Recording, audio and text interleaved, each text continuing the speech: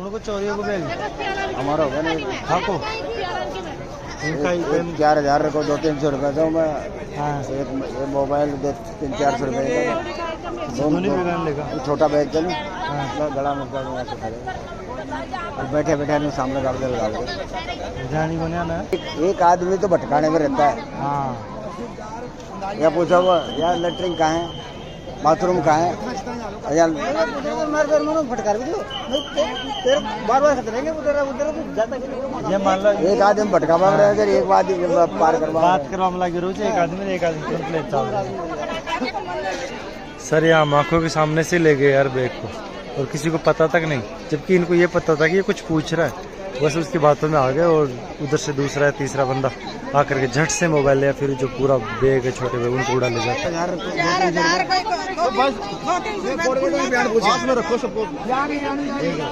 बैठ जाओ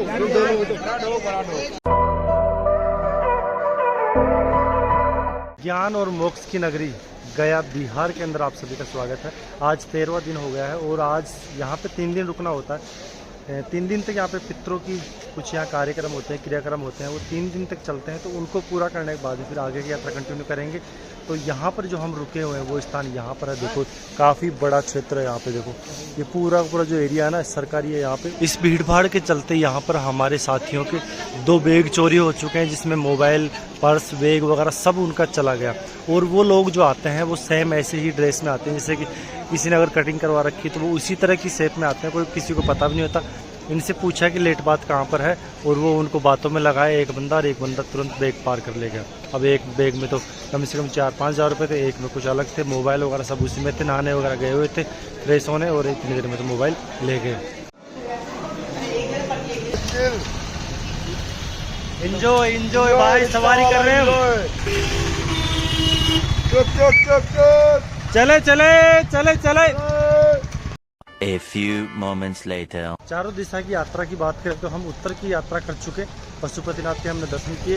अब हम इस वक्त है पूर्व दिशा के अंदर, बिहार गया के अंदर। फिर जाएंगे साउथ में, उसके बाद में जाएंगे फिर पश्चिम के अंदर। जो फेमस धार्मिक स्थल होते हैं उस जगह के ऊपर, उस मार्केट में आपको भीड़ तो हमें से देखने को मिलेगी। ये सामने देखो नीलिमा करके कोई मंदिर है, देखो बनी रहा अभी तो। मंदिर के ऊपर चारों तरफ की पेंटिंग बहुत गजब की कर रखी है और रियल में वास्तव में बहुत ही अद्भुत कर रखी है इसको। पहले के समय में शायद हो सकता है इतनी सुविधाएं ना हो, लेकिन अब सुविधाएं बहुत हो चुकी है। पेंटिंग देखो कितने गजब है। और ये वो भवन आ चुके हैं, वो हॉल आ चुके हैं जहाँ पर रुके हुए हैं हम भी। लूडोबाज हमारे भी तरफ है, ऐसे लूडोबाज बहुत है जो बस गेम खेलने में रहते हैं। ये तो यार खुशबू का मिठाई बना रही थी आज, बेसन चक्की। गया जी के पंडित जी ने अपनी पोथी के अंदर सभी का नाम लिखवाया। उसके बाद में हम सभी फल्गु नदी के किनारे पहुंच गए, जहां पर पितृपक्ष का मेला लगता है। वहां पर सभी लोग एक साथ विष्णुपद मंदिर के दर्शन करने के बाद में अपने पितरों की शांति के लिए, उनकी मोक्ष के लिए वहां पर पिंडदान करते हैं, तर्पण करते हैं। यहाँ पर मैया सीता जी ने भी उनके ससुर जी दशरथ जी के यहाँ पर पिंडदान किए थे।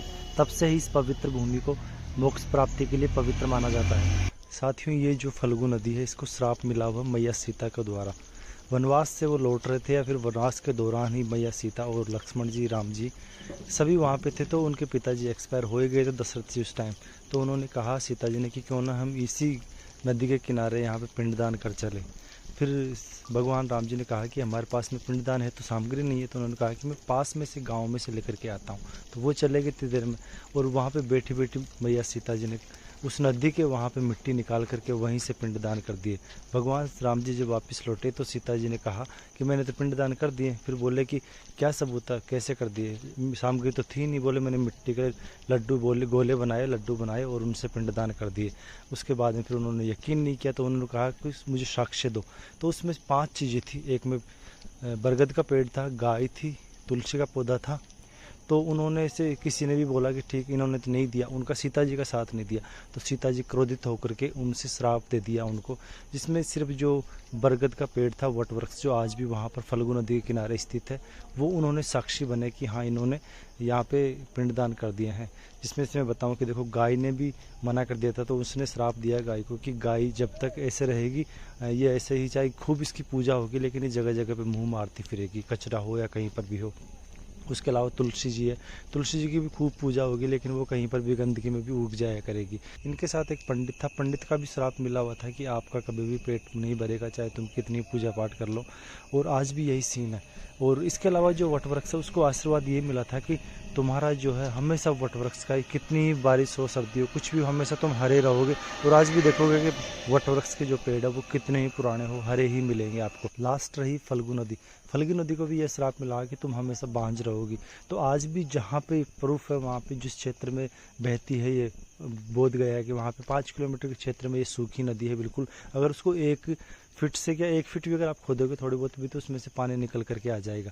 आज भी यही सीन है। हालांकि अब वहाँ पे गंगा नदी का जो पानी है वो पूरा उसमें बांध बना करके वहाँ पे लेकर के आ गए हैं।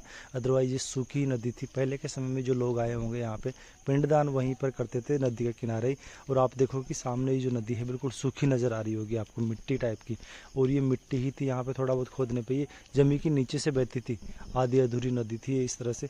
लेकिन अब ये बांध इस पर बना दिया गया है, गंगा नदी का पानी यहाँ पर लेकर के आ चुके हैं। इस वजह से ये आपको चारों तरफ भरी हुई सी नजर आएगी। और दूसरी तरफ देखो कितना इसमें पानी भरा हुआ है, जबकि एक तरफ पानी है और एक तरफ बिल्कुल पानी नहीं है। दोस्तों करीब 1 किलोमीटर लंबा इसका पुल है और जिसकी चौड़ाई करीब 12 फीट के समथिंग इतनी होगी। हाइट भी ज़बरदस्त तरीके की है। और पीछे की तरफ देखो गलियारा, आपको दिख रहा होगा कि कितना लंबा ये गलियारा है। एक डैम बना हुआ है, रास्ता क्रॉसिंग के लिए बनाया हुआ है। ऐसा ही एक उधर की तरफ है और ऐसा ही 1 किलोमीटर आगे उधर की तरफ बना हुआ है।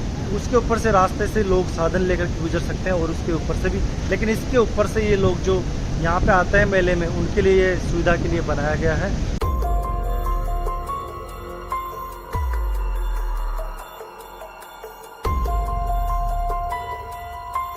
फल्गु नदी के किनारे बाहर से खूब लोग आते हैं, यात्री आते हैं, वो सब इस नदी को गंदा करके जाते हैं। लेकिन ये जो लोग हैं ना, इनको सैल्यूट है। ये देखो इसकी साफ़ सफाई करने में लगे हुए, झाड़ू निकालने वाले, ये जो साफ़ सफाई करने वाले, वास्तव में देश को कितना साफ़ रखते हैं लोग। अगर ये ना हो ना, तो ये जो इंसान रहता है ना इस जगह पे, मुझे लगता है कि यहाँ पे जानवर रहने लगे। और जानवरों से कम नहीं है आज के टाइम में इंसान। यहाँ पर देखो मोक्षधाम, लाश जो जलाते हैं इंसान को, तो उस यहाँ पर इस तरह का है, चिमनियाँ लगी हुई। और देखो एक साथ कितने लोगों को जलाया जा सकता है, वो अलग तरीके के हैं और ये अलग। और यहीं इसी के अंदर वहाँ पर देखो कि मंदिर भी है शिव जी का। इसमें लकड़ियाँ कम लगती है और कुछ अलग तरीके से होता है इसमें। देखो इधर ही पूरा मोक्षधाम, मोटर भी लगी हुई है इसमें। अब पता नहीं सीन क्या रहता, लेकिन इसकी धुएँ है ना पूरी कंप्लीट ऊपर निकल जाती है। नदी के उस पार वहाँ पर जहाँ भीड़ लगी है वहाँ पर है सीता कुंड, वहाँ पर भी जाएंगे हम कल या परसों में। यह है अवध क्षेत्र की लोक कला संस्कृति। और देखो यहाँ पर चित्रकारी इस पर कर रहे हैं लोग, इनके लिए भी एक्सपीरियंस चाहिए होता है। जैसे कि ये महिलाएं यहाँ पे लगी हुई है, वैसे ही देखो आगे की तरफ भी।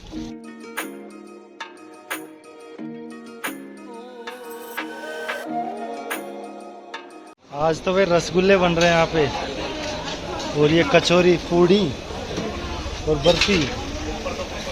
वो देखो उधर बर्फी, कोटे वाली कचौरी है। मौज हो गई आज तो, बर्फी रसगुल्ले। उधर जीम रहे हमारे लोग, इधर निकाल रहे हैं पूड़ियाँ। सब्जी किसकी है? देखो मटर पनीर बोलो। और क्या चाहिए भाई, आप जन्नत में हो इस वक्त।